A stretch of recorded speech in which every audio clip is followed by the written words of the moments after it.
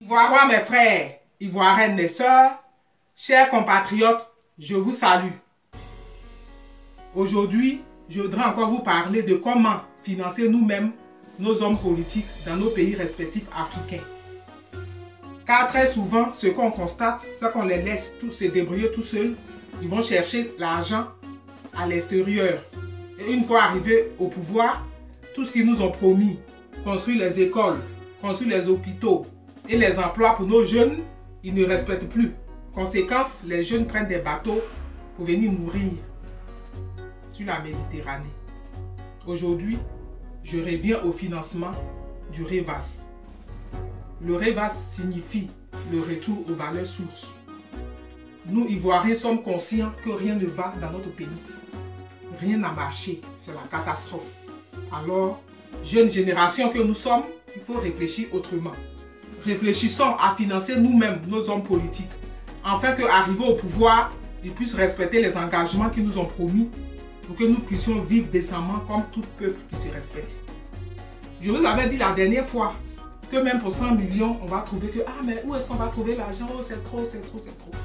Je vous dis que non. Parce que pour la souveraineté de son pays, nous voulons être souverains. Et bien, il faut faire des sacrifices. Il va falloir mettre la main dans la poche et réfléchir comment faire. Déjà, même au niveau de la diaspora, pour 100 personnes ou 200 personnes, 300 personnes qui donnent ne serait-ce que 100 € par personne, je vous dis que ne serait-ce que l'argent pour la candidature du président, les 20 millions, on le réunit facilement.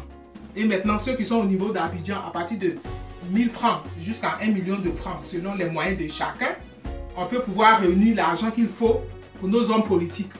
Afin qu'un jour, en tant que peuple, nous puissions être très fiers de nous. Ça, il faut le dire. C'est le moment de réfléchir autrement. De ne pas rester des titrologues, comme on sait bien le faire en Côte d'Ivoire, et puis des suiveurs. Voilà où ça nous a menés. Nous sommes dans la catastrophe absolue. Rien ne va. Voilà. Donc, je suis venu à vous ce matin pour vous demander, ensemble, faisons des sacrifices.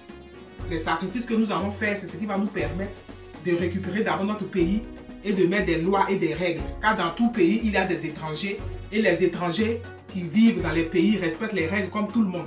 Dans notre pays, ça n'a pas été le cas. Un groupe d'étrangers s'est levé un matin là, ils ne veulent pas respecter la loi, ils sont derrière les moyens. Aujourd'hui, notre pays est dans la catastrophe absolue.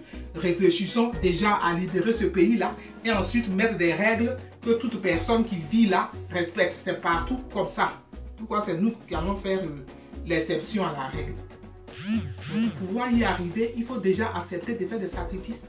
Commençons à prendre conscience qu'il ne suffit pas de rester dans les salons pour pleurnicher. Oh, on nous a pris notre pays, on nous tue, on met nos maris en prison, on ne fait rien. Non.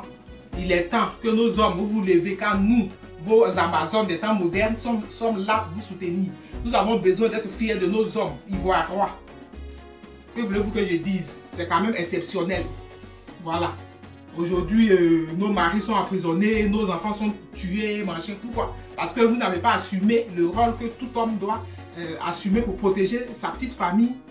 Et quand tu es président, ton rôle, c'est de protéger le peuple que tu as voulu gouverner.